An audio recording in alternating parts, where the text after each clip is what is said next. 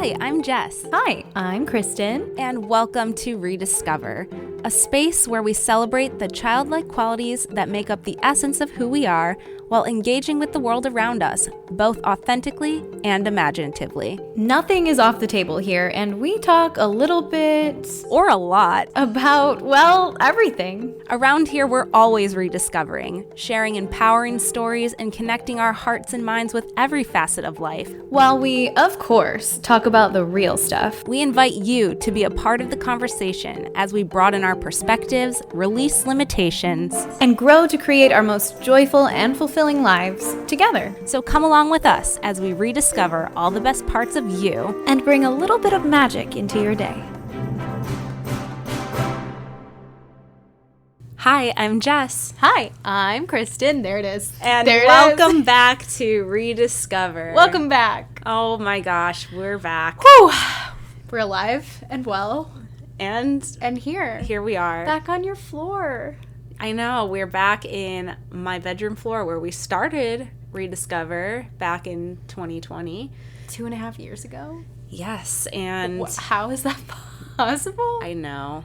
It's a bit wild, and we took a little hiatus, as you guys know. Just a bit. And it was supposed to be until the fall, and now it's suddenly mid-January, and you're listening to this in February, so here we are. Here we are. You know, it's just a testament to the whole life never goes the way you think it's going to thing, but all the detours have been really beautiful. So we're going to play some catch up and kind of recap. We're going to rediscover the last 6 months that you guys missed. Yes. And fill in the blanks. Yeah. So, how are you, Kristen?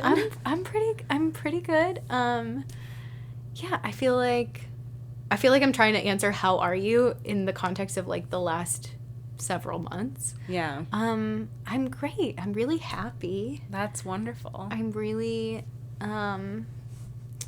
I feel like I have done a lot of like self-discovery in the last 6 months, and I know you have too. Mm-hmm. But yeah, I'm just I feel like I'm like settling into myself. Yeah. If that makes sense. I feel like there's been a lot of change for both of us. Yeah. Since the last episode came out. What was that? End of May? I think it was May. Yeah. Wow, that's a long time. Yeah. I feel like since then I have had like a very chaotic several months, but also just a very like a time that has taught me a lot about like who I want to be, who I'm becoming, and like what I'm about, like what I want to be about. Maybe not necessarily what I'm about right now, but like what I need to do with my time and my priorities and my relationships to like become the person like I feel like I'm going to be and want to be, if that makes sense. Mm-hmm.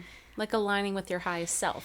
Yeah. In a way. Yeah, and I feel like I'm right. I feel like I'm like approaching who that is, at least, you know, right now. I'm sure 10 years from now there will be a different version of that superlative, but right now I feel like I don't know, I feel like I've grown a lot. I feel like I've grown up a lot. I definitely feel a lot different than I felt 6 months ago. Yeah. I feel like it's been like a fast track, but yeah. How are you? Wild. I'm good. I am, mid-break on traveling right now, which is kind of nice. I miss it a lot, but I'm also enjoying the slowed down time. Yeah. I'm definitely in a transformative space where I haven't quite transformed yet. I feel a metamorphosis coming in my life. Because I think the past several years between health, pandemic, and then travel, like those have been really, really huge chapters of my life. And right now I feel like I'm in an interlude or like a slower period, like the winter of, that track. And I think it's very restorative. I think I really need this time to kind of sit here and think exactly what you were saying, like who do I want to be and what do I want to become in the coming time. Right. And it's really good. I have a lot of ideas that are coming to me. There's a lot of actions that I'm excited to start taking. And I'm also just enjoying slowing down a bit. Yeah. And not running from place to place. Because as much as I love that, I love not doing that too. Yeah. So. Yeah. And I think that's the thing that helps you to enjoy each season as it comes and goes, is knowing that like this is temporary and I want to experience it fully while it's happening. But I also know that when I'm on the other side of it and my reality looks very different than it does right now, that's also going to be beautiful, and it's also going to be enjoyable for a different reason. Yeah. And so, yeah, I think that's something that I'm sort of learning to appreciate about, like, being in a place where there are seasons, because obviously we're in Buffalo right now, and it's mid-January, and though neither of us are here full time, it's kind of a nice time to, although I miss the sun when I'm here and the warmth, and I'm definitely someone who thrives in like summer weather. I think that there is this sort of feeling that you like always have to be going and doing something, and either in those like, you know, weather seasons, or I don't know what to call it, or when you're traveling, like you always have, like you said, you have to go and do. And winter is sort of, especially coming off of the holidays, this just like, there's not really a lot going on. January is so weird. And that's okay. I'm learning to, I used to call it boring January. Like a new show would come out in like the end of December. And I would go, oh, you know what? I'm saving that for boring January, because growing up, January was boring. Like you go back to school, but there's nothing really going on. And like, it's just kind of boring. And now I call it slow January, because boring is okay, but I think boring is a word that has this really negative connotation. And like you said, like slowing down feels good. Yeah. It also feels hard, because we're not wired that way. We're wired to like go forward, move, accomplish. Mm-hmm. So kind of forcing yourself to slow down and just almost revisit everything that's happened, and like the whirlwind and the chaos, and sort of like sit with it and say like, okay, like what did I come away with from all of this? Yeah. Like we were just talking about this, but how many of you guys feel victimized by hustle culture? Oof. Like I think that the fact that we think January feels like we should be doing something, doing more, I think it's just such a testament to like what we are always told. And that's one of the biggest awakenings I'm having right now in my life, and that I've been having this past year, just the complete separation that I have from a title at a job. And like it really has nothing to do with what my job is whatsoever. And I think it's learning who I am, what my identity is. It's the most liberating thing I've ever gone through. And it's really challenging, because you're in a system that wants your whole life to be work, whether or not it's straight up said to you. But there's just so much implication that like you should be thinking about it outside of work. You should be working on it all night long, after hours, morning till night. You get up, you open the computer, all of a sudden it's dark outside. And that may be because it's 4:00 and dark outside in Buffalo, but still, like, I just really love myself outside of work. Like I enjoy my company. I've been on a little New Year's routine at the end of the day, like winding down with my journal, and I'm doing like this gut hypnotherapy. It like feeds really positive information, and it's just, that's my ritual now. And it's really simple. I think that's what I learned about rituals. Like they can't be 20 steps. Because, and that's the tricky part about what you see on the internet now. It's like everybody's like, oh, I do this for my morning routine, and it's literally a 12 to 20 step, like I make this, and I'm then dry brushing and using my like red like face mat, my like LED. And it's so, you know what, it's so fun. But like if you really love to do it, but I don't think it's a daily thing. Like there's only so many things one person can do in a day. So are we trying to hustle through our routines and rituals now too? Like I think that's super important to point out. These things that are supposed to ground us and give us a sense of being present in our day are things that we're rushing through and just trying to get done, because we're so wired to just get it done. Whatever it is, these mental to-do lists or physical to-do lists, we're just checking things off. And don't get me wrong, I love checking things off a to-do list. It's a dopamine hit. Yeah. But why, like, is there a way we can hack that and get that dopamine from really, like, small, gratifying things instead of big projects? Right. You know? I think it's the, like, moving your body every day in some way is still, you know, progress and helpful and beneficial to your health. So do we have to work out for 90 minutes a day? No.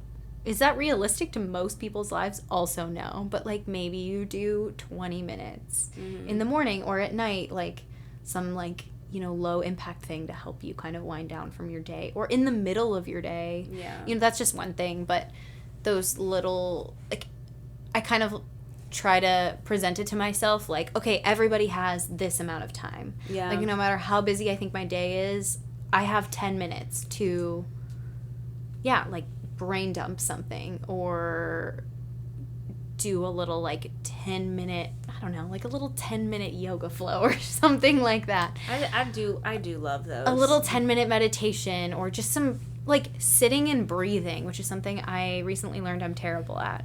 But you're getting better. I'm getting better at it. Like, 90 seconds of diaphragmatic breathing. Just, like, wherever you're sitting or Isn't laying it crazy down. how hard it is to do that, though? Like, the diaphragmatic breathing, like, for that long, but it makes the biggest difference. Oh, my gosh. In your life. It's life-changing. It's life-changing. Let's all breathe, everyone. Now I have gotten into the habit where I'm not necessarily taking 10 minutes a day to sit there and, like, belly breathe. But if I'm having a particularly stressful moment where I feel like my day is getting a little bit away from me, I'll just stop what I'm doing and go, okay, you have a minute and a half. Yeah. You have a minute and a half. Take a minute and a half, breathe, and then, like, see how you feel about everything after that. And I guarantee you that how you feel about everything is not how you felt about it 90 seconds ago. Yeah. It's so crazy what a difference that small stuff makes. And I do feel accomplished afterwards, not because I think we only feel accomplished and we only feel, like, the dopamine of checking something off the list if it feels like this really challenging thing. Because we also have taught ourselves, and society has taught us, that we should only feel satisfied or, like, job well done if we did, like, the most challenging thing, or we got more done, or we worked harder. And I'm so guilty of the, like, what you were saying, the, you know, working late or in the middle of the night. Like, I'll wake up in the middle of the night sometimes if I can't sleep. I'll just be like, I'll check my email. Yeah. It's a terrible thing to do when you should be, like, getting REM sleep. Boundaries. But the setting boundaries thing is difficult, especially, like, I think for those of us who, like, we really like what we do and we really like the people we do it with. Then it's harder to set those boundaries because you don't want to disappoint people. You don't want them to lower their expectations for you because you want to be a reliable person or someone that's, like, contributing, you know, a part of the team they can count on or whatever. So then it really does start to blur the lines between, like, your job becoming your life. And that, I think, is the thing I struggle with, is, like, okay, how do I set boundaries and still retain the respect of these people that I respect and these people that I care about realistically? Because some of them you do, like, how many people get to know their coworkers on a personal level, you know? And then it becomes this thing where you're like, okay, I don't want this to poorly be a poor reflection on me or bring everybody else down. But there are a lot of times where I just want to be like, you know what? I'm not going to get to this right now, or, like, I don't want to discuss this right now. Like, it's, you know, 8 p.m. on a Tuesday, whatever. Yeah. Like, let's revisit later. And it's very hard to say those things. And I think, like, we have all these conversations about work-life balance, and I know it's becoming more of a, you know, something that workplaces are starting to try and implement, like, setting those boundaries for you. But are we really? No. And I think it's really, really frustrating. I think that it's just a system that is set up in America. And I'm not saying that's not in other countries. I haven't done a deep work analysis in other countries. I do know conditions are better in some than others. But I think that a lot of times that, you know, your boss of wherever will work, they'll say work-life balance is so important. But then you'll have these people who are supposed to be your leaders who are never taking their vacation. Or they're working and they're emailing at 11 p.m. And they yell at you to go take work-life balance, but they don't themselves. Yeah. And then as a employee, I think it's very frustrating because you feel like, oh, well, if I'm not doing that, I'm not keeping up. Right. I would just like to beg the question, like, what if you just do what is necessary to do? And maybe it's, A plus, maybe it's B or C level. Like, like at the end of the day, if it gets done, it gets done, Right. And I think that a lot of us have the perfectionist mindset or like the good girl syndrome or, any of those things that like made us overachieve in school and like we translated into our work life. But I think school kind of like made us start like overperforming for this workplace that like is almost just like not feasible to catch up with, like just as a human being. Like physically it is so overly demanding, and when you're not at the top of your class or like employee of the month or whatever you want to call it, it's just like you feel like you're not able to keep up. But I don't know, I really just want to have a new perspective on it. Yeah. And just say that done is better than perfect. I heard that somewhere and I was like, that really, really resonates, because it's like, well, at least if it's done, like you can, show up and do it and have something to show. Like if it's perfect, you're just going to have to move on to the next thing and put an overabundance of energy into it that you might just not have. Yeah. I just have a lot of feelings about this. No, it's so true. And I think that I will see, notifications about things coming through or emails or whatever, like at very odd hours. And so I feel like, well, I need to deal with this now. Yeah. Like I have the now problem. Like if this is coming up, I should address it now so it doesn't become another thing on the pile of later. Yeah. Like that later pile is looming, and it causes me a lot of anxiety because I'm like, if I can get that down now, then the things that are still there later aren't going to be as big of a deal. Right. But yeah, and then people taking time off but still working while they're gone so that it's not as much of, an overwhelming return to work, because then you spend this time off that you're supposed to be relaxing thinking about, oh my gosh, I'm dreading opening my inbox when I get back, or I'm dreading seeing how much has happened that I missed or whatever. So it just begs the question, like, when does the cycle end and how does the cycle end? And I really just think it has to come down to our own individual approach and perspective. And it's a conundrum, but it's also quite simple at the same time. The same way that we deal with anything on, that's a collective issue like this is. It's like all we can really do is adjust what's going on in our own corner. And I think in the past 2 years especially, there's been a lot of shifts in that. And I'm also noticing there's a lot of backtracking to where we were before, now that we're back to quote unquote normal, which I just think is, it's kind of, It's like we sad. didn't even learn our lesson. It's really sad, because obviously I think that life is asking us to slow down, and we're just back at it again. And I think it's frustrating. Yeah, You know? it's like we're the kid disappointing. who puts their hand on the stove. And mom's like, no, that's hot. And we're like, okay. And then like 10 minutes later, we come back and do it again. Yeah. Like, Classic human beings, when will we learn? I don't know. But I think, whether it's like I'm a recovering perfectionist or like I'm a recovering workaholic or overachiever or whatever. I mean, these are, like you said, like the dopamine hit. Like it is an addictive thing. The reward of like getting the thing done and moving to the next thing, and it's something that gives you a sense of accomplishment, and like your day is worth something, or your life is worth something, or you're contributing to something, whether you love your job or you're just bringing home a paycheck. I mean, I think that there is a middle ground to be found there. Like I think, like you said, like what if we just did what was required of us? I think a lot of people don't do that because they're afraid of being replaced. Like I know at Disney, like that culture was very about like, hey, you are super replaceable and you need to go above and beyond, because if you don't, you might find that somebody else gets this thing that you wanted or whatever. Yeah. So, but I do think it's funny because that's like striking fear into people. Yeah.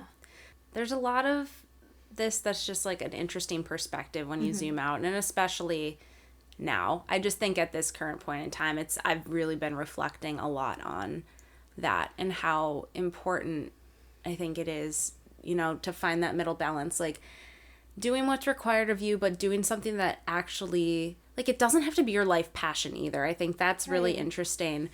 But also, if you feel like you are on this earth and you're here to serve people, or you're here to spread a message, or like do something that really lights your soul up, like you feel like I'm meant for more than this, I'm like really called to something, like that's also something to really listen to, because I've been feeling that a lot lately. Like I feel like I am meant to be doing more than what I'm doing, and I really intend to transition into that over the course of this year. And I think it is hard to not be dedicating my life to that all the time. And I think, a lot of the reason that I haven't so far is all the subconscious blocks of, I don't know how, I don't know what it is exactly.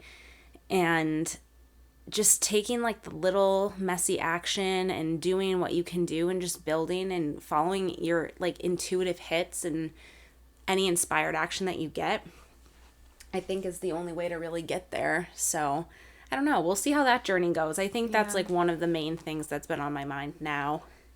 And if you guys, are following along, like you'll see that pan out and see what that ends up being. But I'm excited for that.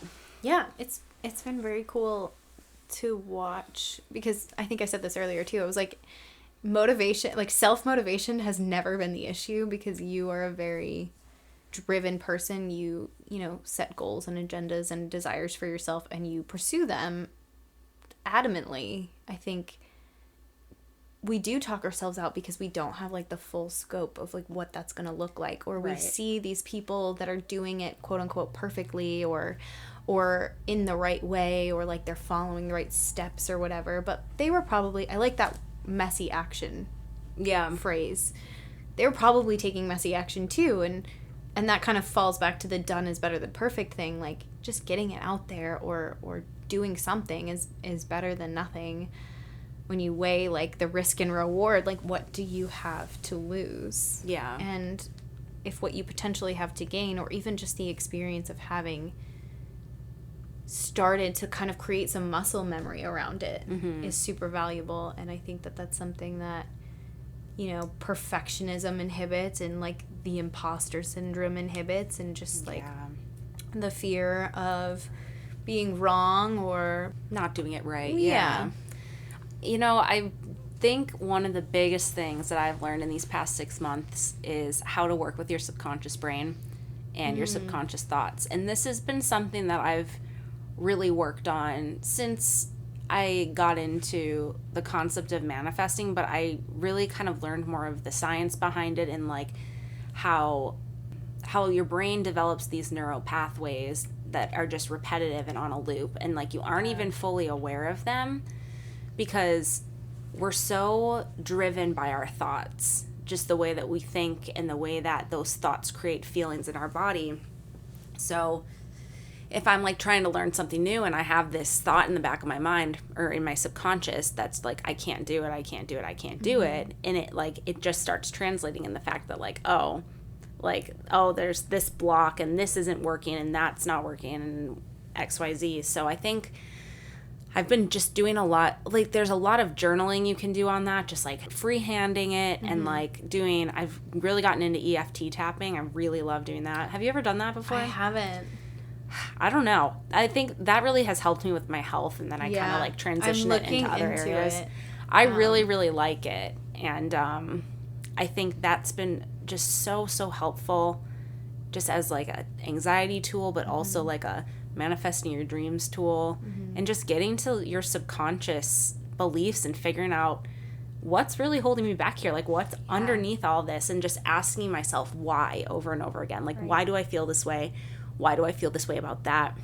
Right. And getting down to the root. Everything is about getting down to the root cause, I think. Whether it's a health issue, which I learned was, getting down to the root of that was the main point there.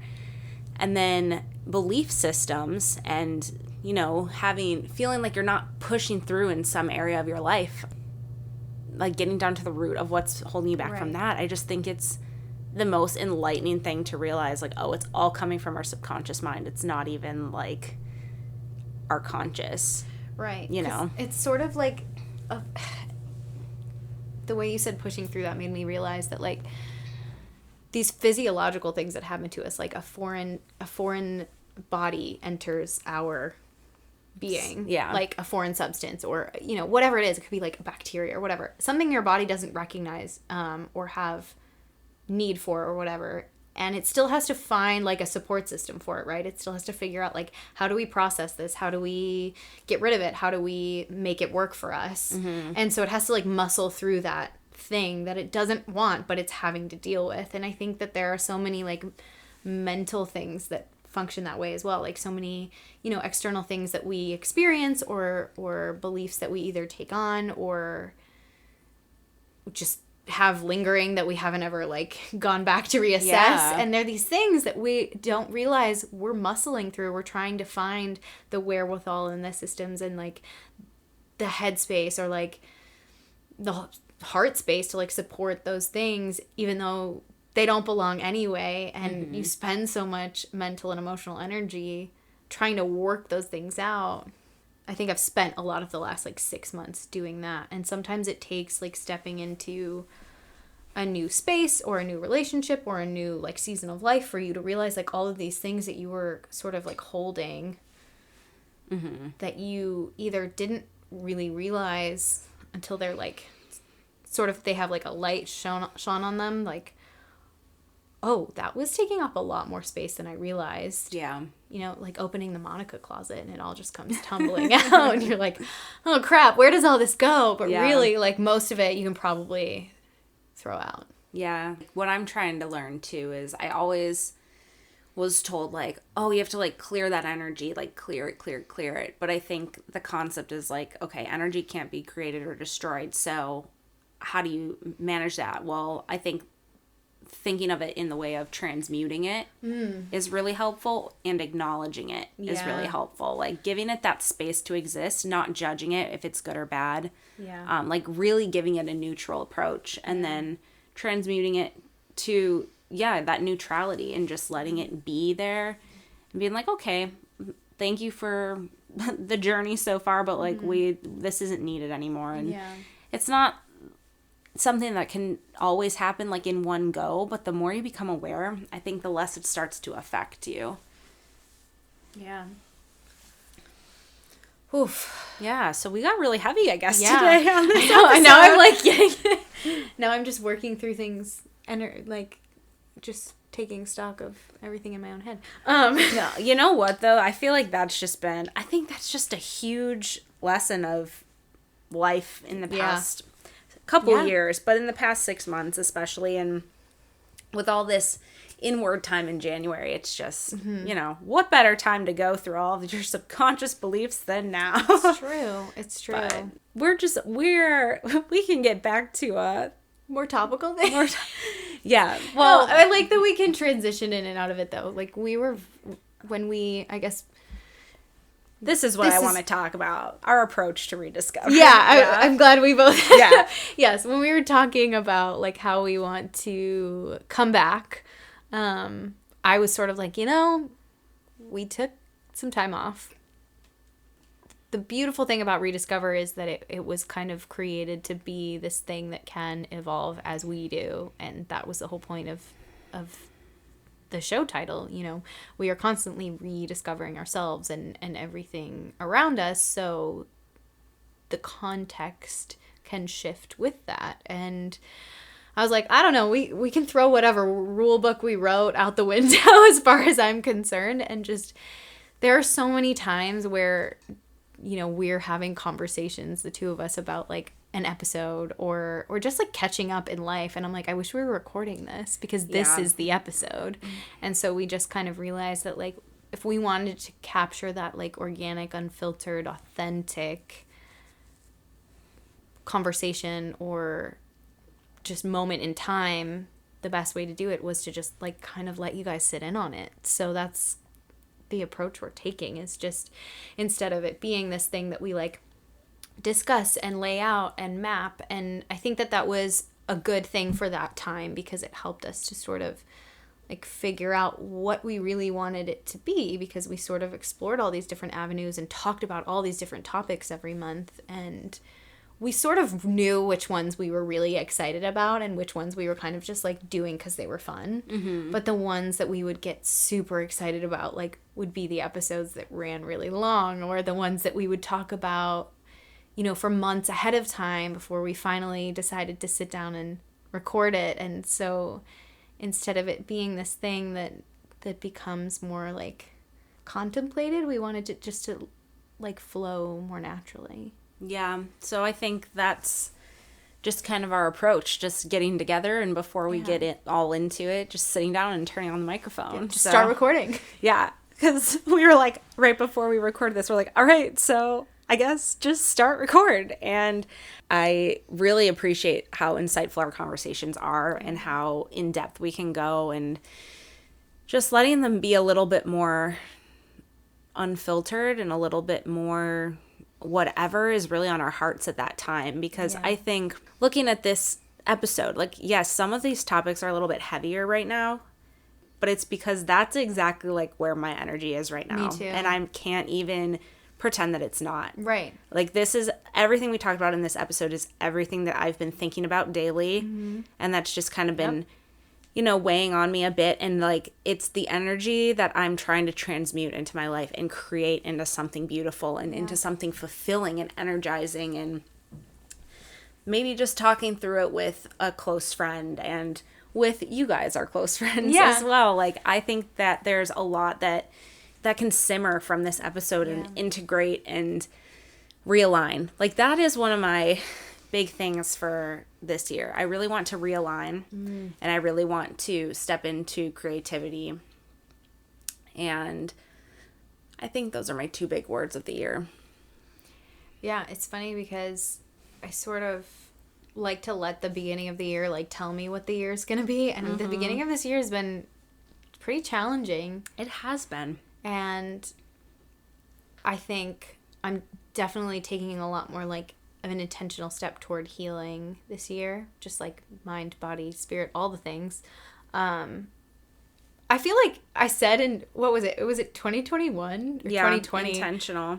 I think that word has stuck. Like, I think it has. that, I think that has been a lot of 2022 as well. Like, I look back at all of these spaces where, you know, I learned how to be a lot more present and intentional, and I don't want to forget about that in 2023. So that's a big one for me going forward. And this year's going to be, I think, you know, I think this year's going to be big.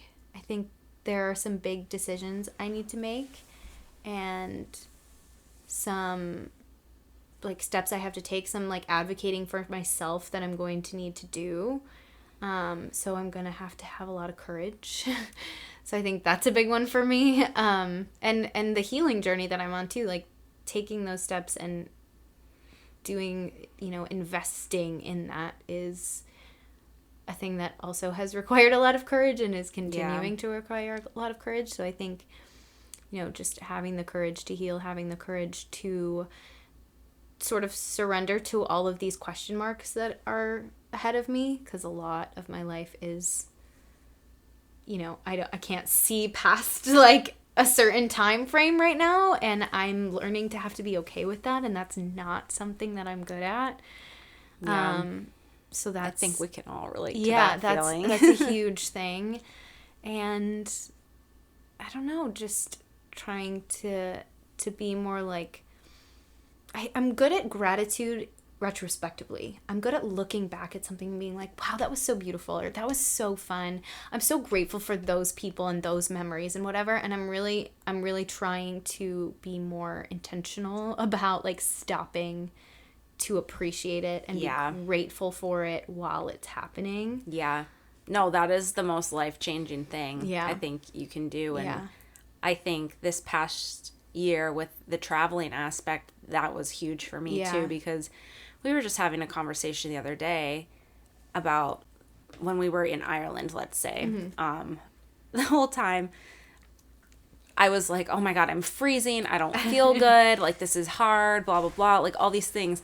And then a few months later, I'll be like, wow, that was so fun. And Steven's like, do you remember how you felt in that moment? And I'm like, yeah, I do. And it's just funny because you do remember after the fact, like, wow, that was so fun. Like, I had such a great time. But it's like, I never want to discount how I'm feeling in the moment because that's just, it's not fair to yourself. But like, it's relevant. Can it be like, can it be, okay, I do feel really cold and sad and whatever. Like, I don't feel great, but I'm also having fun and I really appreciate where I'm at right now. And I think, it's a really special time of life, and it's that looking back on a time and being like, man, like, that was really fun. I wish I would have just appreciated it and enjoyed it. Right. Knowing how something's temporary. And it's like, everything is temporary. And that's the trick of life, is that we always think everything is going to last forever in the moment. And it never does. No. For better or for worse. Right. But just like trusting that you're going to get to the other side of it. I'm so guilty of this. Like, I just always want to accomplish something or get on the other side or get to the next place or do the next thing. And that it just ties back down to why I am so grateful that I'm slowing down right now. Yeah. And I don't know when we're going to go back out yet. Right. I don't know where we're going to go yet, because we're really taking a different approach than I originally anticipated. And it's exciting, but it's something that I just need to surrender to and trust that it's going to work out better than I could imagine right now. Yeah, that's something I'm noticing that I'm getting better at it, because I've never been good at it, let's be real. But it's so natural. I'm taking little steps toward it, and I think the big thing that has helped me is I can't remember who I heard say this. It may have been Anthony. No, I don't think he was the first person that said it. Oh, they don't know who Anthony is yet. We can get to that part. Yeah, we should probably do like what's actually going on. We'll put in a our pin life there. update. I don't know if it was him, but it might have been in conversation with him. Two things can be true. And like you said, why can't it be and? Why, we don't need to live in an either or black and white reality. Is it Into the Woods? Is it always or? Is it never and? Two things can be true, and we live in this or mindset. Like, I'm hot or cold, I'm tired or, energized, I'm hungry or full. Like, maybe I could eat. Maybe I'm neither. Maybe, like, it depends what you're offering. Like, what do you got? Maybe I'm hungry. I don't know. I'll see when I get there. Two things can be true. I can be freezing and having a great time. Yeah. I can be feeling unwell, but grateful to, like, be in this place. I think that's a big thing that I am trying to learn. Like, I was really sick right before Christmas, but I had two people, like, taking care of me that really took very good care of me. I had my partner and my really close friend, like, both stayed with me and, like, took care of me and, like, took me to go get tests done and, like, get medicine and all these things. And I was like, okay, I feel like garbage. Yeah. Dumpster fire.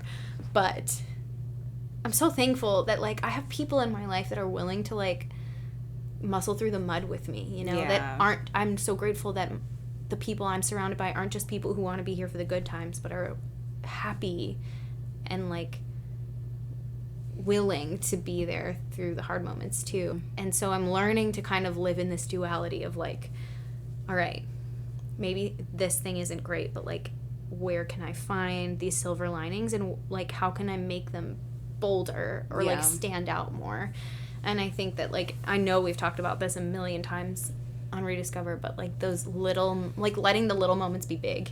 Mm-hmm. Yes, like, that's my favorite thing to do. And I think January is a good example of that, because, like, it's gray here and it's cold, and, like, this afternoon I was just, like, staring at a screen for several hours and working, and I, like, saw that the light changed around me late afternoon, and I looked up and like the sun had come out for the first time in a few days, and I was like, and I just stopped everything I was doing, and I just like looked around at like all the windows. I looked at the sun coming in, like the sun spots on the floor, and I just like let myself enjoy that little moment. And then I was like, okay, and I got back to what I was doing.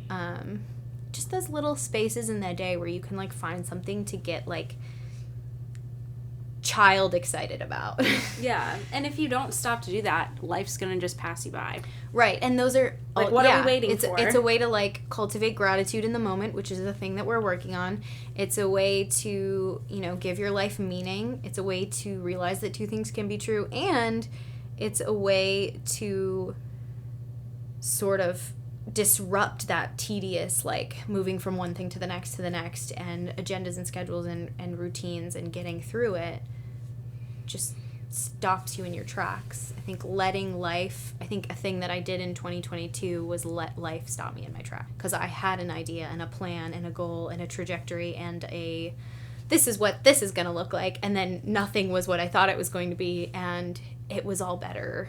It's so hard to trust that that's going to happen. Even now, like, on the other side of a perfect textbook example of how that plays out, I'm still like, oh, 2023 looks so uncertain. There's all these question marks. What's behind door number 1? I don't know. How am I okay with not knowing? It's all trust. Yeah.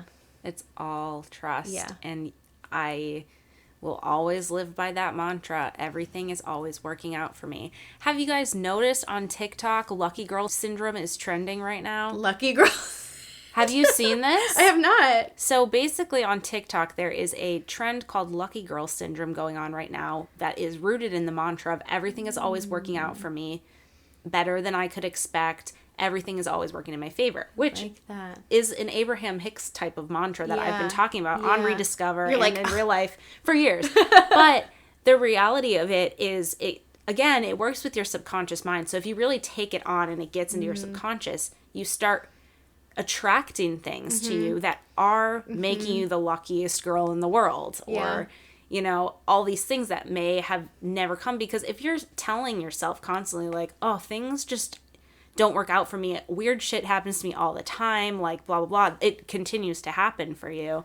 But I just find it funny that this trend is going around on TikTok now, and I'm seeing people's lives really change. Like, they're attracting these job opportunities and these cool like things that they're getting to do, or traveling, or whatever, or even small things like a little luxurious like bathrobe after their shower, and they're just like, I'm the luckiest girl in the world. And it just keeps cultivating and growing, and I think that's really cool. And I don't know, I've just tried to always do that. I love that. I was trying to look something up, but it was something my friend posted on her story, and of course it went away because it was 24 hours ago, I guess. But it was something like, instead of imposter syndrome, how about like delusions of grandeur syndrome? Yeah. And I was like, I love that, because I have imposter syndrome, but maybe like if I just was like, you know what, I did a great job on that. Yeah. Or, you know what, you know, like, I am qualified for this, or I can speak up about this thing because my ideas are good, or something like that. And I love that. I think we have to be a little bit delusional to get by in this life, because we are fed so much information that keeps us in a box, you know? And it's like, okay, the only person who's going to break you out of this system and this constant like flow of information that like you are not enough is yourself. You have to continually feed that to yourself. And even if it feels silly and delusional at first, like, it can be so life-changing. And I think that's so cool. I really believe that. I really, really do. I love that. When I first started dating my partner, my friend, a good friend of mine, her name is Celeste, and she's hilarious and just like absolutely a ray of sunshine. She found out that he was a chef, and she goes, wow, Kristen, how does it feel to be God's favorite? And I thought that was so funny, because obviously she was kidding, and obviously that's not a thing. And you're like, but it's so true. But I was like, I do feel very fortunate. And so then from then on, and he thought it was hilarious too, so from then on, when anything like good would happen for a long time, and even now occasionally we'll still do it, something good would happen and he'd be like, oh, God's favorite. Yeah. Oh, how does it feel to be God's favorite? And I would turn it on him when something good would happen to him. And I'm like, it's just that same mindset of like, I'm the luckiest girl in the world. Like, how does it feel to like feel the universe's favor? How does it feel to like experience the fact that like something's working out for your good, or that like there are little blessings coming to you every single day? You just are either choosing to see them and experience them or not. And sometimes we do see them, but we're so busy that we just don't, again, like I said, like letting it stop you in your tracks. You have to experience it. You can't just see that it's there. You have to like feel the appreciation. Like let it, it's not just thinking about it and being like, oh, it's there. It's like actually feeling that moment of like bliss or excitement or whatever emotion it is, like feeling it just in your body. Penciling in opportunities for it. No, don't pencil them in. Write them in Sharpie. Like driving home from, I don't know, like there was, I think it was December. It was like right before Christmas. We were out to dinner and we decided to like drive home the long way so we could see Christmas lights. Like, ooh, I wonder what this neighborhood is and whatever. And just like, okay, I mean, we didn't have to do that, but it only took like 10 extra minutes and it was really fun and we saw some great ones. Or like, that's so fun. I don't know. I've literally pulled over onto the side of the road before. I don't recommend doing this if there's like, traffic or it's a busy road, but I'm thinking of an example. Last summer I was at home visiting, and my mom and I were driving somewhere, and it was like late in the evening, and there was this gorgeous sunset, and we were passing by this like huge empty field, and I was like, pull over. She was like, what? I was like, pull over. She's like, okay. Pulls over the car. She probably thought I was gonna be sick or something, but I was like, I just want to see the sunset. So we like got out of the car and like took pictures of the sunset and just like stood there and watched the sunset, and then we got back in the car and drove home. Yeah. And like that's a great memory that we have, and it could have just kept driving. Like a sunset happens every night. I mean, on days when you see the sun, but like just taking the time to appreciate that thing you sort of tend to overlook, I think has been a big theme of the last year for me, because there's always time to do it. There really is. You think you don't have time, but you do. Or you think there's going to be next time, and next time, oh, I'll do it later. It's like, no. Life's happening now. We only ever live in the present. Even when you get to, quote unquote, the future, you're still living in the present moment. So if you want to be that person in the future, be that person today in small ways. And not to like, not that this is morbid, it's just fact, but like tomorrow is not guaranteed. And, are you going to get to the end of your life and think how happy you were that you, like you said, like strove for perfection instead of just getting the job done, or that you worked late and missed out on whatever? Probably not. No one's going to care. And tomorrow, you won't remember that email you sent. I guarantee you that. Even if tomorrow does come, guess what? Nobody else is thinking about it tomorrow either, because they've all already moved on to the next thing. Yeah. So it's just like never as deep as you. It's not that deep. It's not. You have time. You're the luckiest girl in the world. You are the luckiest girl in the world, and so are we. We're all so lucky, and the luckiest boys and gays and boys and girls. Yes, welcome everyone. We are all the luckiest. We are so lucky to be here, and we feel so lucky that you guys are back listening to Rediscover with us, and that we're here getting to share it with you. I feel like the new year like just started. This feels like, okay, now the year can start. Like, I think I needed this. Yeah, the beginning of this year has been really weird, but let's talk about what we've actually been doing. Yeah, let's just do a little quick recap before we head on out for the night. Yeah. But you go first. You want me to go first? Just objectively, Jess's life is so much cooler, and I love it. No, but your life is so beautiful, too. I love my life. I love my life. I love it. I love both of our lives. But I really love hearing about your life, too. Thank you. Well, okay, so I'll just kind of do a little recap and... Grab your passport. Yes. So, as you guys know, we were traveling end of 2021 into 2022. When Rediscover wrapped up, we were in London.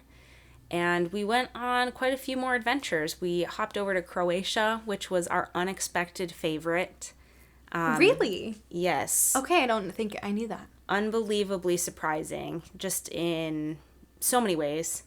Like, what about it did you walk away going like, oh, wow, that's going to be hard to beat. I think I thought that it was going to be great because obviously Mamma Mia 2 was filmed in Croatia. So I'm like, okay, it's going to be awesome. It's pretty. It's beautiful. Yeah. But I just think that it was so surprising in the sense of everything we did was just so utterly delightful. Like the water was the most teal blue I've ever seen. They take really good care of their environment there, so it was just very clear. Like all the beaches were made of rock, so it was just, there was no sand, so you could always see to the bottom. And the old towns in Split and Dubrovnik were like adult playgrounds. Like you just walk around into the different little back corners and there's just restaurants and wine and music, and it's just a dream. It's a literal dream. I cannot recommend Croatia enough. I know so many people have told me since I shared about it, they're like, I never thought I would want to go to Croatia, and now it's super high on my list, and I think it's the right move. Like, Croatia was absolutely one of my favorite months, if not my favorite month of the whole year. It was phenomenal. Okay. And our Airbnb was just the best. But anyway, I remember that. Yeah. Like your little patio. We had situation. 2 patios. Yes. It was amazing. Was it like an upstairs and a down? Yeah. Okay, it was just like one room downstairs, one room upstairs. So it was like, instead of it all being on one floor, it was just like one and one. But gave us an extra patio. It had a little pool. It had a little grill. Water out the front, mountains out the back. Not every place we stayed at was that like luxurious and beautiful, but it was perfect. I love that. I felt really like the luckiest girl in the world. But you are. Anyways. You are. So I don't need to go into super huge detail of everything else, but you can go back, and I don't know if you have been following along on social media, but just if you want like a doom scroll that isn't a doom scroll, it's like, if you want to manifest traveling in your life and you need some visuals, I am so happy to provide any visual just spend photos like an hour going back. And just tell yourself that you are the luckiest person in the world, and you are going to get to do all of this too.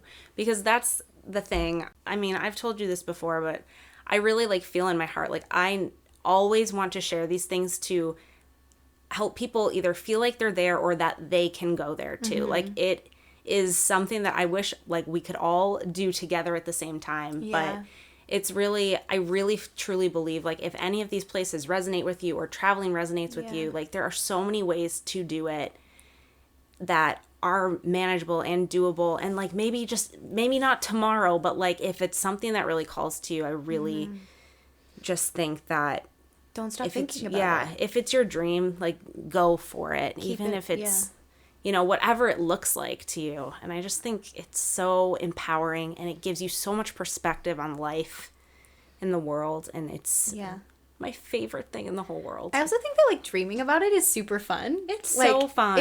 If you have the mindset that this will happen at some point.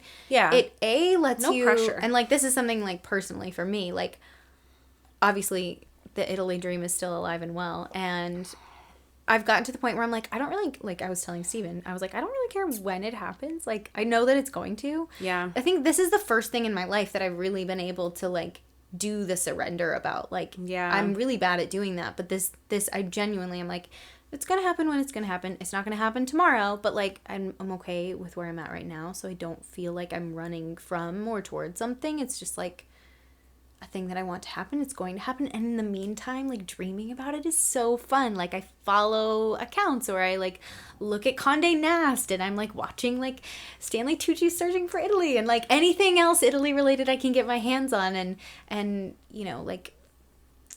drinking Italian wine here because we have access to that, which is a huge privilege, and just engaging with the culture in all the ways that I can here and celebrating it. And then I know when I actually get to go experience it, I'm going to be oh my God, it's just going to feel so much more exciting. And I'm getting all excited just talking about it, but why not? Yeah, no. And when you have your Italy adventure, it's going to be better than you ever imagined. And it's going to be, you're going to take those moments and just really enjoy the little things. And it's so easy to do that there specifically because every bite of food you have or every drink you drink, you can just savor so much. And every view you see is so rich in color and in depth. And it's a very sensual experience. It's just so incredible. And that's the cool thing about traveling is wherever you go or wherever you envision going, you can really think about it and get excited like that on a dime, like, because you don't have to say anything to me and No. I will just go you off. can transport yourself there, and by thinking about that and creating those feelings within yourself, you're inevitably going to get there someday. And you never know, it could be sooner than you think, or it'll be at the perfect time. So I just love it. I'm not like, I can't wait about it, because I can. I'm so excited for it. I can't. I want you to go. I want you to be there at some point. I would love to be there. So, okay, so we leave Croatia. anyways, yes. Where do we I'll go? kind of go through these. So we went to Greece next, which was really fun. Greek islands definitely was my favorite part of that versus mainland. But you know what? Between the two, Croatia was still my favorite. Wow. I know that's shocking information. Because you were stoked for Greece. I know, and I loved it. Yeah. Don't get me wrong. It was freaking amazing. The food is so good. The islands are beautiful. Yeah. It was wonderful. It was your Mamma Mia dream. It was. And I want to go back there and do all new islands. Like, there's like 100 or more islands. There's so many islands in Greece. But, yeah, I don't know. But ask me another day. I might change my mind. Okay. But I don't know. So then after Greece, we went to Palermo in Sicily, which was really freaking hot. So Yeah. I don't know why we went during July and August, but we did. But it was really fun, and we enjoyed that. And if you watched White Lotus season 2, I feel like a lot of the places in that show we just happened to go to, which is just so funny to me. But And that was when we learned that both of our families are from the same exact place. Yeah. In Sicily. So maybe we really are related. So maybe we really are related, because your mom's side of the family and my dad's side of the family are all from Palermo. So Love it. Yeah, I don't know. So it was really fun, though. It was definitely like a really different experience than going back up north to like Rome and Florence, which is where we went next. My family flew out to Rome and met us there. And we had our first international trip all together. That was just a dream come true. Yeah. And we hadn't seen each other in months, and it was just emotional, and it was beautiful, and it was so much fun. And we had a blast. Like, it just was such a purely wonderful and enjoyable time that we got to spend together. And it was just such quality time, because we're all running around so much when we're at home. And to have, I think we had 3 weeks together out there. a literal family vacation. It was so wonderful. Yeah. And we did an Adventures by Disney, which just provided absolute ease and enjoyment, because we had everything just sorted, taken care of. So, like, I could actually spend time with my family instead of planning the trip and going to the next thing. It was just so present, and it was so beautiful. And that's so, like, the Disney brand, right? Like, they want to take care of everything so you can just enjoy it and be present and, like, create the memories. And it's cool to hear, like, a firsthand account of that. Yeah. Extending. Yeah, if you want to read about that or see reels about it, my blog has tons of blog posts. I literally wrote about the whole trip, day by day, and I made reels day by day. And one of my friends I made on the trip, Rob, on the last night, he just looked at me and he's like, "It's just such a gift that you were able to do this, like, as a whole family." And I think he had gone through life at this point, and maybe I think lost someone. and just being able to have everybody all together, it just, I could, like, see it through his eyes, like, what he was seeing of our experience, and it just made me so emotional and grateful to have that, because, you know, life just goes by so fast. Yeah. So And you're never too old for a family vacation. never. I love when I would see, like, at Disney, like, several generations of a family together. And it's like, so cool that it gives you the opportunity to do that and have Yeah. this space for that. It was amazing. So then, yeah, we wrapped up that. It was an Italy, Switzerland trip. We just kind of, you know, went a little crazy on the way out, and, you know, hopped to a few favorite places and flew back from London, ultimately back to the States. Went to my friend Christy's wedding in Georgia, like, literally the day before we got there, back to the States. So that was crazy. And then went back to Buffalo, and we've been here ever since, which has been so nice, but it was so busy. It's just been like constantly every weekend we were either having visitors, going somewhere, doing something. I went down to my friend Erica's wedding in December in Texas, which was so much fun. I got to be in the wedding, which was like one of our main points for coming home at this period of time. And, celebrating Christmas and all of that. And yeah, between fall, Thanksgiving, Christmas, two blizzards. It's been a lot. It's just been very, very busy, and it's been great. But January is really slow and nice and relaxing. Like, I don't know. It's a realigning period right realigning. now. I'm putting that out there. Like, this period of life is just a realignment. And yeah, and we do intend to travel again, but we are looking to make some shifts in our lives. And we were going to go back out sooner than we plan to now, but we don't know when that's going to be yet because we want to get a few more things in place before we go. And I think that's really exciting. I don't know what they are. Again, it's about that surrender and that trust that it's going to be better. And better we'll because just you see. give it time. Yeah. Yeah.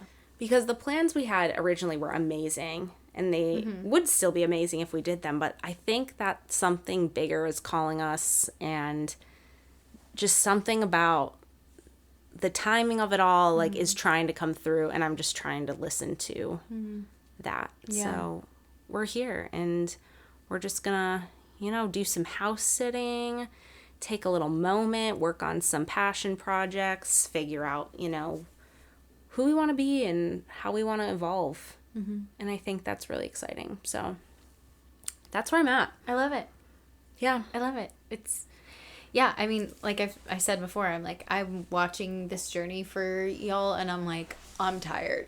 Yeah, and I mean, I wouldn't give it up for a second. No. I love it. But no, I mean, I am tired too, and I really love having a slower paced life, and even in the slow pace, I just wish it would be a little slower, but it's okay. I think it's a really beautiful thing that you can travel the literal world and see all these beautiful places and experience all of these cultures and stories and people and landscapes and all the things, and you can still feel and experience like the very real joy of coming home. It's the and thing. It's I love to travel and do that, and I love to be home. Yeah. And I think that's really cool. Yeah. It's just all the appreciation. Life is just so multifaceted. There's just so much to enjoy. Yeah. And that's the perspective that will like keep it exciting and interesting and beautiful for you, because you have that perspective. You have the ability to see like the joy in every moment. Yeah. Yeah. It's just so fun. Love it. Life is fun. Well, Kristen, let's hear about you. Okay. Give us a recap, because All right. you've had some major life changes too. I am a professional bridesmaid. That's what I was doing all summer. I was in 3 weddings last summer for people that I love so very dearly. I got to travel a little bit for that purpose. I spent June between here and Florida, and my lovely friends who both listen to Rediscover, Victoria and Amanda, got married, and not to each other, to other people, but Victoria got married first and then Amanda, and then I went to Newport, Rhode Island for my friend Allie's wedding in August, and I had never been to Newport, and it was summer, so it was like this perfect New England summertime. Beautiful. It was lovely. It was so charming, and the weather was perfect, and we all had a great time. And while all this was happening, I accidentally fell in love. Whoops. It was a big whoops. It was not on the plan. I have known my partner for 10 years. I guess this is like the first time I'm actually like speaking to this too. I'm so excited because, to hear like, it. People have like DM'd me privately, but I've not like talked about it. So I met Anthony almost 10 years ago, when I was living here and working at a restaurant while I started working there when I was a freshman in college, and he was a chef there. He kind of came on after I had already been there for a little while, and I just thought he was like just this like effervescent soul. Like he was just like very light and easy to talk to, and like funny and charismatic, and he would like hum Disney songs while he was prepping. And this is 18-year-old Kristen, so this is like Disney frump. She's like, living. she hasn't even like auditioned for Disney yet. She like just wants to do a college program, Kristen. So the height of the Disney obsession, and oh, those were the days. so he like, here's this person in my like Buffalo bubble who's like singing a whole new world around, you know what I mean? And I was just like, wow. But he, you know, is 7 years older than me, so I was only 18 and he was 25, so I was like, he's not gonna notice me. And he like did, to the point where I think he thought I was like cute. Yeah. But it was very like, he used to call me Belle at the restaurant. That was like his little pet name for me. Again, pre-auditioning. So he's also psychic. So he also like accidentally manifested that for me, and I give him full credit. But it was just kind of one of those things that like, okay, I'm leaving now. I got my dream thing with Disney, and I was like, I'm out. Yeah. And I left, and years went by, and life happened, and other relationships happened, and everything. And then during the pandemic, which this is catching you guys up to context you now have, when I decided to leave my job, and I got a serving job, like in the meantime, while, you know, Jess and I were both here and we were figuring out what the next moves were. And then I went to Orlando, and she and Steven started traveling. I got a serving job, and I walked into the restaurant for my interview knowing that he was the chef owner of the restaurant. But also like, I was not in a frame of mind to be like wanting to meet someone, or like, I was just very like, I'm gonna be single and it's good and whatever. I think this is when we recorded our love and dating and what we've learned in singleness and all those things. Yes. See, those were just so healing. I know. They were. They really, really were. And so I walked in and I saw him, and I was like, you know, I was there for an interview, but like, I was kind of nervous, and I like asked someone like, oh, I'm looking for this person, and they were like, oh, they'll be right up, whatever. And I saw him, and I was like, oh, person I know, I haven't seen in so long, I'm gonna go say hi. And he like acted like he didn't know who I was. And I was like, oh, well, that's embarrassing, let me just go bury my head in the sand. Oh no. And then like during my interview, he like came upstairs and was like hanging around for a second. I was like, does he recognize me or not? I can't tell. Spoiler alert, he did, and he was just like shocked that I was there. Like, he didn't know I was living in Buffalo again, so it was just sort of like, you know, just blindsided. Yeah. So then I worked there for like 6 months before I moved back to Orlando again and got the job that I have now. And again, during that 6 months, it was very just like fun and light and whatever. He was in a relationship at the time, you know, with someone he had been with for a while, so, you know, many years. And I was just very like, again, good with the being single, not wanting to date anyone. And I definitely had like a crush on him that I realized was still there after all those years. But again, it was sort of this thing I put on the back burner and was like, nothing's going to happen. Nothing's going to come from this.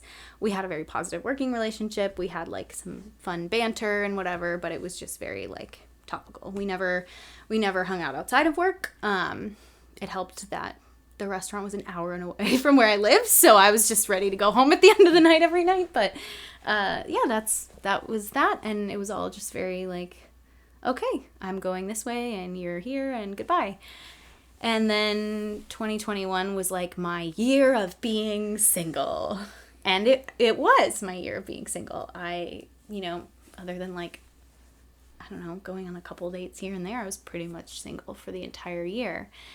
And I came home for Christmas of 2021, and after I went back to Orlando, my friend Amanda, who also worked with me at this restaurant and still worked there, calls me one day to tell me that Anthony is single. And I'm like, okay. And I correct my original statement about the Italy thing, because this was the first time I surrendered something to the universe. I was like, okay. He was in a long-term relationship with the person that he had just, you know, split up with. So I was like, I don't want to be the rebound. Yeah. I'm not being anybody's rebound. Yeah. I actually, like, have sustained a liking for this person for so many years. So, like, I don't want to do that. If he wants me to know that he's single, he will tell me. He will tell me when he's ready. Like, the universe will bring me that information, and it will all happen if it's supposed to. And I was just very okay with that. I was very okay with that. I was just like, if it's meant to happen, it's going to happen. Like, I don't want to say anything. I don't want him to know that I know. He will tell me when he's ready, and it has to come from him. Wow. That's so, like, the perfect mindset. 3 months go by. And eventually, like, he and I, you know, occasionally would, like, send each other funny things on Instagram. So one day he sends me a Casey Rose. I shit you not, Jess. Oh my We said God. We're okay with swearing on Rediscover now. So yeah. I'm. Oh yeah, that's another adjustment we made. I told you we threw the rule book out the window. We swear now, so just I hope like a little. you're good with that. Just wherever it feels natural. Yeah. I shit you not. He sent me a Casey Rose video, and it was like a song from the Lizzie McGuire movie, and it was like something about like, it was like her little like expat, like, I'm American and I moved to Italy, whatever, and he was like, if this isn't you. Yeah. And I was like, yeah, blah blah blah. So we got into talking because of that. We like bantered back and forth, and it was sort of like a how are you, and he was being very cryptic, like, oh, I'm okay, things are changing, but blah blah blah. And I was like, well, that's vague. And he was like, oh, well, actually, you know, insert name of ex-partner here, and I, you know, ended things, blah, blah, blah. And I was like, oh, I'm so sorry to hear that. I was like, how do you feel about it all? And he was like, honestly, I feel better than I have in a really long time. I just feel kind of like a weight's been lifted. And I was like, green light. Yeah. That's good. That's what I wanted to hear. I didn't want to hear, I mean, partially because I didn't want him to be, like, suffering. But I didn't want to hear, like, I'm really broken up about it. I'm distraught. I'm, like, so upset, blah, blah, blah. And so I said, you know, I'm sorry that happened. I'm sorry that you're going through this. But, you know, if you're feeling that sense of relief, that's a really good sign that, like, you did the best thing for you. And, like, now you can, like, move on and grow from it or whatever.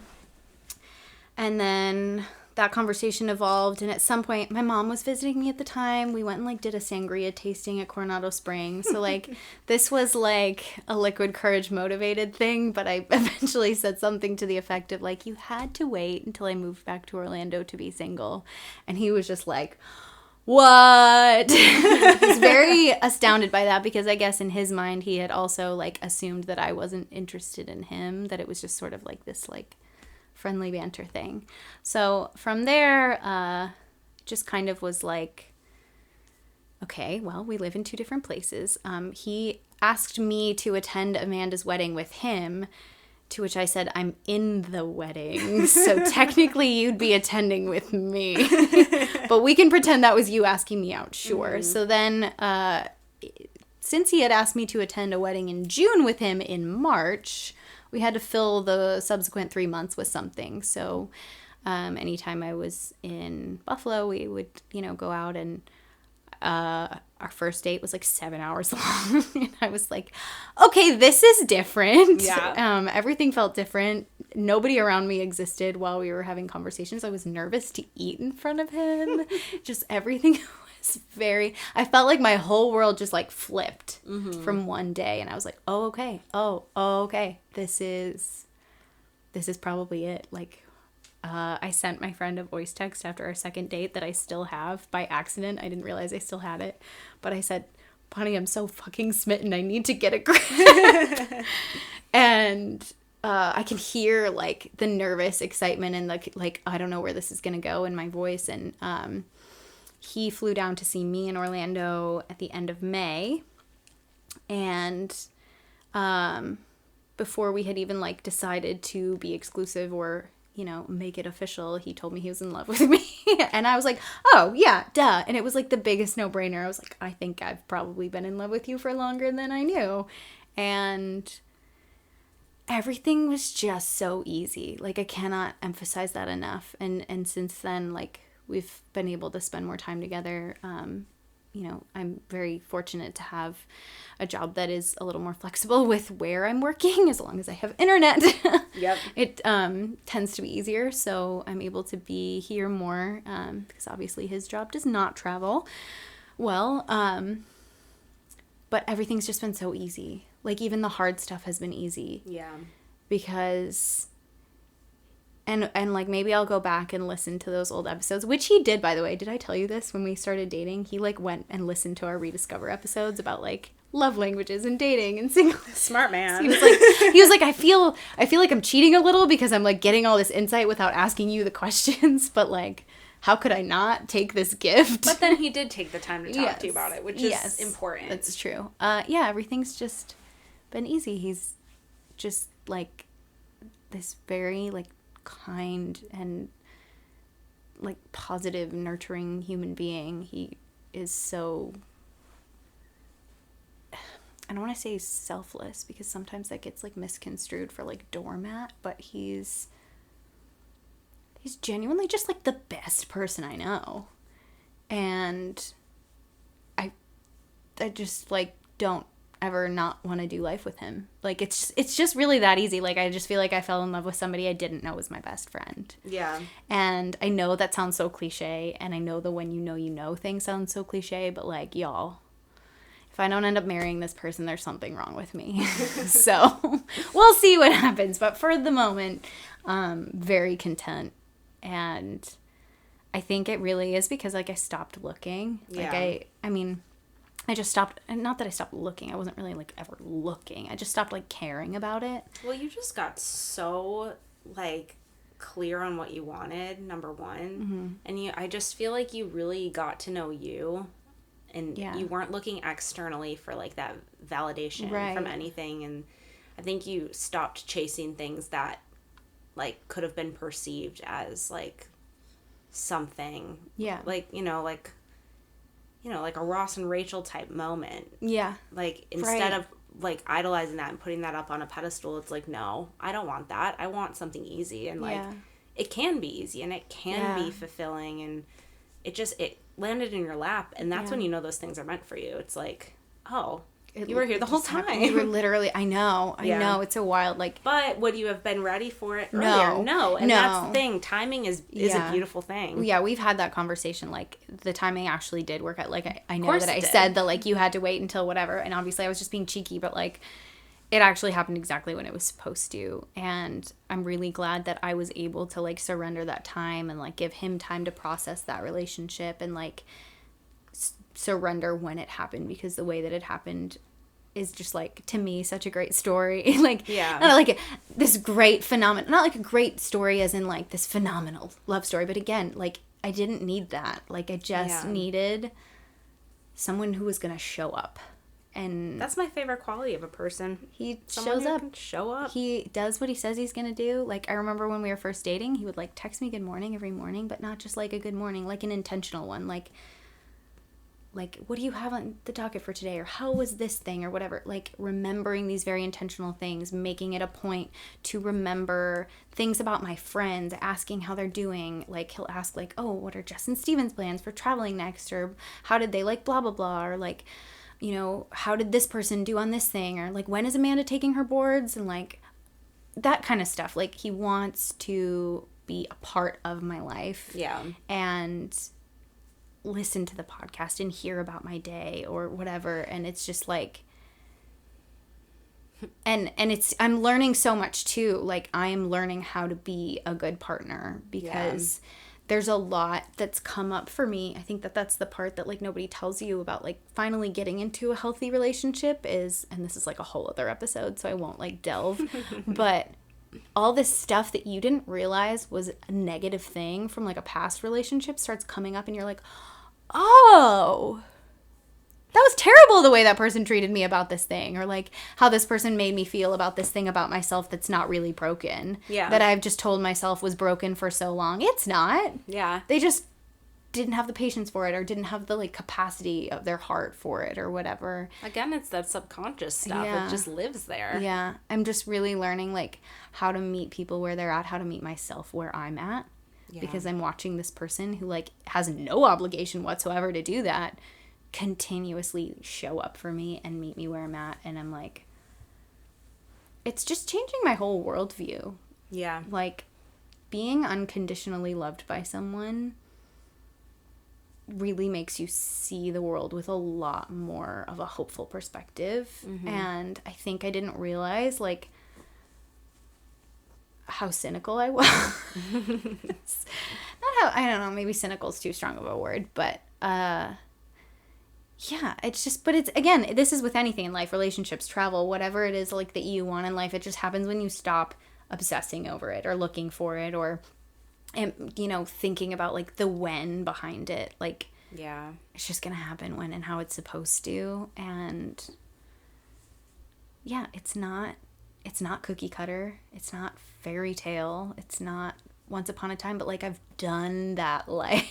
Yeah. I've lived in that fantasy, and it is a fantasy. Like, I want something that feels like it's not going to turn back into a pumpkin at midnight. Yeah. And this won't, but it's, again, like, it's someone who just, like, takes you as you are. And just, like, my family likes it. My mom likes it. That's a big. freaking miracle. That one is.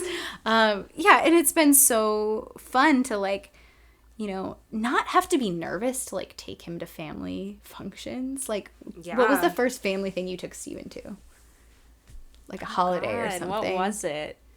I mean, he kind of came and lived at my house. Right. But, like, it kind of went so well. Like, yeah. if you knew that, like, he was someone, if you knew he wasn't it, or if you knew he was someone who wasn't going to, like, mesh well with the people you love and care about, like, you would have been really anxious to do that. It's really uncomfortable, yeah.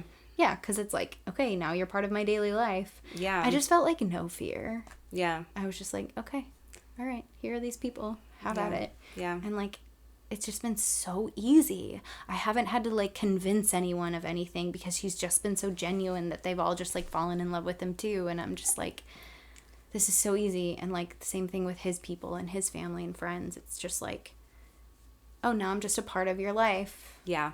And I'm buying Christmas gifts for your kids and whatever. And it's just, like, I've inherited all these other people that I've, like, come to love. And it's just been this huge, like, this huge joy, this huge gift, this huge, like, I don't know, like, enhancement. Like, all of this extra love in my life now. Like, it's not just that person, it's all of their people too. And it's just been like, oh my gosh, I don't want to even, like, imagine what my life was before I had all of these, like, people to care about, you know? Yeah. And it's definitely not easy. I don't want to, like, paint the, like, rainbows picture. I mean, it's not the long distance that you and Steven were doing at the beginning. Because we're not on other sides of the world, but definitely the distance and our lives, like, integrating them and everything is just a lot of hard conversations that feel like we don't actually ever reach a real conclusion because we don't know what the answer is. Integration portion is always, I mean, we had that too. It took a pandemic to get us shuffled together. Yeah. And, like, it just, I don't know. It's, I mean, do we even have it figured out officially? No. No. It's just, I think life is just so ever flowing and changing. And I'll be excited to see what you guys do, but I'm also just so happy that you're happy and doing what works right now. Like, yeah, it's really, and I think that that's a big thing that has helped me to, like, learn this surrender thing because, like, this life, like, everything that we're kind of dealing with right now and just our realities has forced me to do, like, this day at a time or a little bit at a time thing. It's so different, isn't it? Yeah. Like, when it's just me, I can plan out as far as I want to because it's just me. But when it's us and we have these two different lives with different responsibilities and demands on our time, it's like, okay, we have to prioritize. And that means, like, taking it a little bit at a time because I get overwhelmed, honestly, if I think about, like, a few months from now. So I'm just like, we're going to take it now. Like, what's going on now? Mm-hmm. What do we need to do now?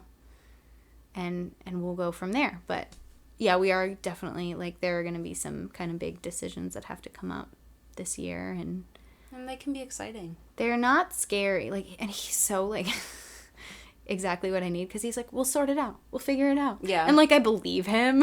Like, okay. All right. And normally I'm, like, such a skeptic. I'm like, no, we have to like make a pro-con list and we have to map it out and we have to, like, figure out every minute detail and whatever. And he's just like, you know, we're going to sort it out as long as we're together. Like, whatever. I'm like, okay. Yeah. And it's just so easy for him to be like, yeah, it's going to work out. And I'm like, all right. Yeah. I just have to, I guess, trust that that's real. It's just so cool that things can be that easy. You know? Like, even in the midst of not knowing, it's like, no, like, at your center, if you feel that peace, it's that easy. Yeah. You know, the details will fall into place. They true. always do. And like, and so many people can relate to this, but like after having been through relationships where there was like, you know, like breakdowns of trust or like disrespect and all these like really like awful huge things, like I've probably said this to you, but I was like, you know what, if our biggest problem is the fact that we like live 1,000 miles away from each other, I'll take it. Yeah. Because that's like an external problem, it's a logistical problem, it's a problem that can be solved. Yeah. It's situational, it's temporary, but like it's not anything to do with anyone's character or like something really detrimental and awful. Yeah. Like it's just that we don't live in the same place right now. Yeah. I'll take it. Yeah. So it's figure outable. Yeah. Yeah. But it's definitely, you know, turned a lot of things upside down for me in a good way. But also like in, you know, a difficult way. I don't want to say hard, but like it's been an adjustment. Yeah. And I'm learning as I go, and I don't always get it right, but I'm trying every day. And I think that like I'm kind of trying to like parallel your last 6 months and mine. I think both of them have taught us like, you know, how to be more present in the moment, because the moment doesn't last, and how to, again, like live in that duality of like two things can be true. Like I can be on the other side of the world and want to be home. Yeah. I can be at home in Orlando and wish that I were here. I can be here and also miss the comfort of like being in my own home there. Yeah. And so I'm like really trying to like give myself some grace about that. Like it's okay that I'm here and I want to be there. I'm there, then I want to be here, or that I miss someone, or that, you know, I want solitude or whatever it is. Like, right. It's okay to let both of those things be true, because I can't waste time and energy on like trying to only feel one thing. No, because like we genuinely are so multifaceted. Yeah. And I think, you know, it relates to, you know, when people pick one career path but they have so many multi-passions, or you are somewhere and you miss somewhere else. Like it's just, we're not streamlined. We're not a straight line from A to B. Like we have so many layers. It's like an onion for every human being, and then some. We are multidimensional spiritually. So it's like, of course, you're not just going to feel one way. But the beauty of that is you can always shift your perspective too, and like open up to something new. Yeah, and it's very limiting to say like I can only feel and experience this one thing at a time. Yeah. Like if you're denying your own instinct, then you are just denying yourself. And you just end up suppressing it until you realize, oh, that was also there in this time when, you know, I felt so sad, but I did have this glimmer of joy, or I felt so happy, but there were these things that like I didn't realize were there, and I just needed to give light to so I could move through them. And yeah, it eventually all comes to the surface. Yeah. So that's that. So here we are.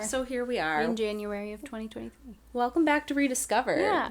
New vibes, honestly. New vibes. But like new year, new vibes, right? New year, new vibes. And honestly, just same us, but new us. And and evolved us. I think if we had both come back from like these 6 months away where we both like have experienced so much and like just so much life really, and said like, okay, and we're picking up exactly the same way as we left off, that would be sort of denying the entire ethos of Rediscover, which is to be authentic and to embrace like the constant evolution that we are. So if we're gonna stick to that, because that will not change. Like the core of Rediscover is the same, but it has to move and grow with us. So. We're always rediscovering. Right. And like kind of recapping the last 6 months for ourselves, it's also true for all of you. Like the last 6 months of your lives have probably contained a lot of change and growth and maybe like challenges or like really exciting things or whatever it is. So we're hopeful that like this kind of more raw and unfiltered us resonates with where you're at too. Yes. And I don't know. I'm just really happy to be back. So we also have a new structure of how we're going to be doing episodes. So we are only going to be posting monthly episodes now on the first Tuesday of the month. Still Tuesdays, just monthly. So we can keep this going in a feasible manner. And, just give it a little bit more of a, sit down and have a really in-depth conversation. Yeah, and I think because we are getting more like raw and unfiltered, there'll be longer episodes. Like these are gonna be more like uncut, more like I want it to feel more like you're really here with us. Yeah, like you're sitting on the floor. So for that reason, like, yes, we're just doing one episode a month, but they're definitely gonna be more substantial and have more. Like, we're going to get to more than one topic per episode for sure. So it's definitely going to be something that you can, like, listen to in 2 or 3 parts or just sit down and binge. But if you're on a road trip, this is perfect. It's perfect. So. Yeah, it's exciting, too, because we don't really know what the titles of the episodes are going to be before we create them. Like, they are being created on the go. Right. And that's really cool. It's really freeing because before we would decide on the topic for the month, like the theme of the month and then the topics for each episode and I loved that. Go into it from there. It was really fun. Yeah, it helped us to kind of like stay on track and it was really fun. But I think now like that we're reverse engineering it, we're sort of backing our way into these kind of overarching themes. And I think they're resonating more with me already because of it, so hopefully it will do the same. It will kind of portray the same way. I would really love to just go month by month and really just talk about like what's on our minds and hearts at that time, because it's just, it's so funny because I'm thinking about this episode. I'm like, oh God, like I feel like I got really vulnerable in some parts, and should I have said that? Is that really like beneficial, whatever? But like that's really what's going on for me right now. And it's not, there's so much optimism and there's so much excitement for the beautiful things, but there's also those heavy things that I'm just trying to sort through, and I'm trying to like sift and figure out like, why is this bothering me so much, and like what's going on here. And I don't know, I just think that it's cool to have both. Yeah, this is literally like the 2 things can be true version of rediscover. And yeah, I thought that a couple times too. It's funny that you say that, but I think this is our practice. Right. This is like I think we talk about authenticity so much, and occasionally like one of you guys will message one or both of us and say like, oh, thank you like for being so authentic and whatever. And it really, for me at least, like it's a good accountability step that you guys take, because I have to re-examine myself and go, but was I being like my most authentic self, or was I kind of reserving some of those things that are more vulnerable? Because it's hard to be vulnerable, especially when someone you don't know is listening. Yeah. So this is like a good practice for us to be able to just really like, again, surrender to that and like allow 2 things to be true. So we hope that you'll be receptive to it. We hope that you'll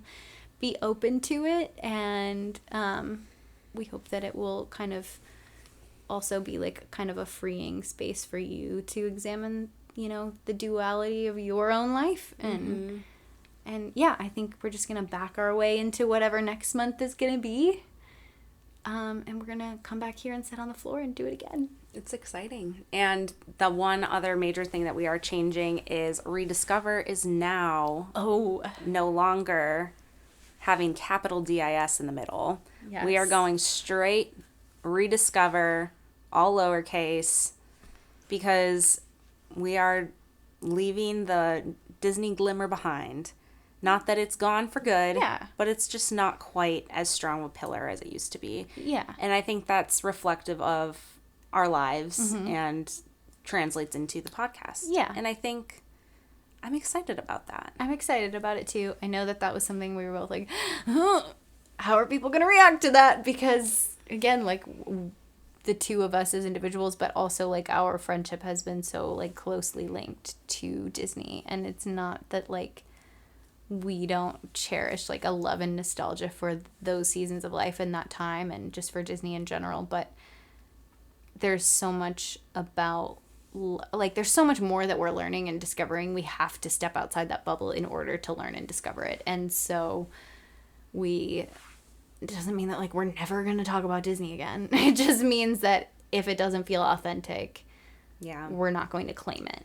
Yeah. And we've already done all the audio guides, so those will be on archive forever for you guys. So yeah, we have definitely given you a lot of Disney content to go back in and listen to and enjoy. And yeah, this is just like what this year is kind of giving us. So Yeah. we're going with it. Yeah, it's exciting. So thank you, Kristen, for really taking that initiative. I was like, should we just do it? I don't know. I came Rip the Band-Aid. kind of guns a-blazing. I was like, how about if we just turn this thing on its head?